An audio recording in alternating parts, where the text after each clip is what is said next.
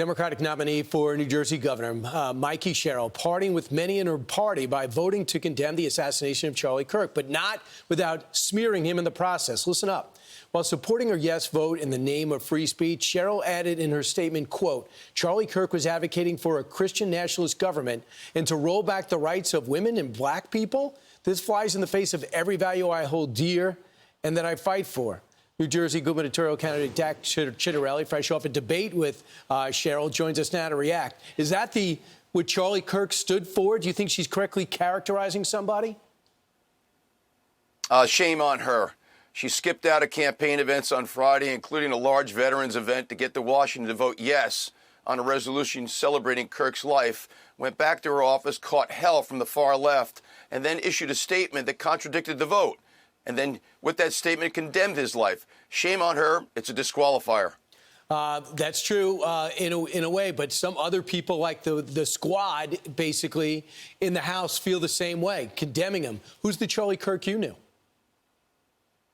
The Charlie Kirk I know is the one who said when the public discourse ends, violence begins. He engaged in respectful discourse, and we should honor his memory. Two small children have lost a father. Parents have lost a son. A wife lost a husband.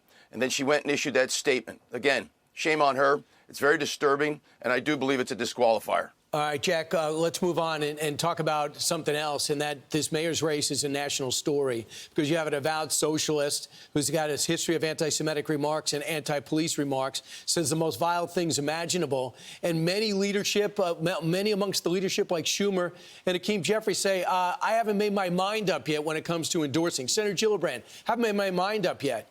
Mikey Sherrill believes what? Mamdani gets her endorsement, right?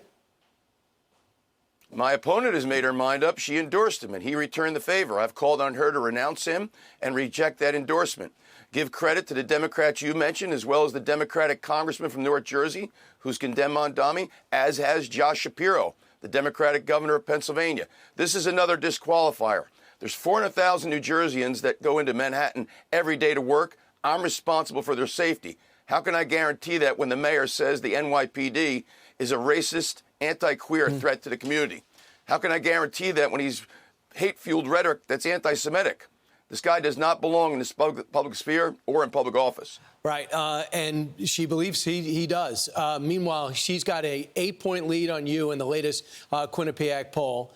42 days out. Remember, you lost by 3 last time. So, and that was a shocker. But this time you have the full backing of President Trump and the Republican Party. The key for New Jersey voters, many say, is the utility bills. She says she's going to freeze those utility bills. She said that in debate. What are you going to do to keep the prices down? And do you believe that solves the problem? First of all, let's talk about that university poll. It had me down by 12 points with 2 weeks to go last time. Had Kamala Harris winning New Jersey by 20 points last year. They really shouldn't be in the polling business. We've got this as a dead heat.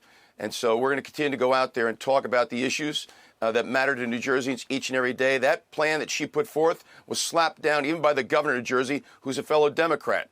77 Democratic legislators have not endorsed the plan. It's illegitimate. It's not feasible. It's another one of the campaign lies.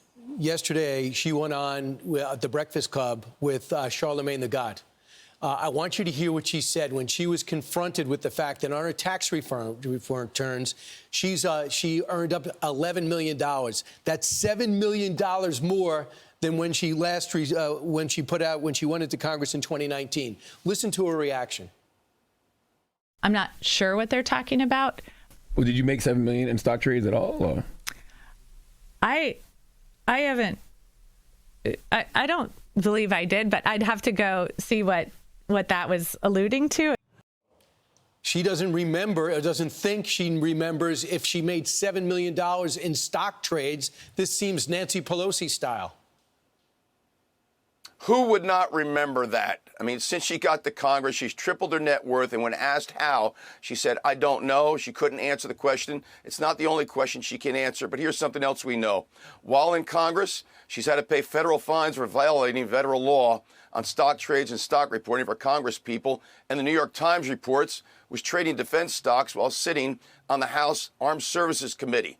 And so, in my opinion, this is another disqualifier. So what does this say to you about her character? I think it speaks directly to character. She's not being honest with us. And she's released 2 years of tax returns, but it's the most recent years after she executed all those trades that the New York Times is talking about. In 2019 alone, she personally executed more than 160 stock trades. And again, you're sitting on the House Armed Services Committee and you're trading defense stocks. People can't stand it when you use your public service to enrich yourself. That's exactly what she's done. It's going to be an exciting 42 days, but you certainly have a lot to work with, and you have another debate coming right up. Jack Ciattarelli, who wants to be the next governor of New Jersey. We invited Mikey Sherrill to join us. We have not heard back. I'll check the voicemail right after the segment. Thanks, Jack. I'm Steve Doocy. I'm Brian Kilmeade. And I'm Ainsley Earhart. And click here to subscribe to the Fox News YouTube page to catch our hottest interviews and most compelling analysis.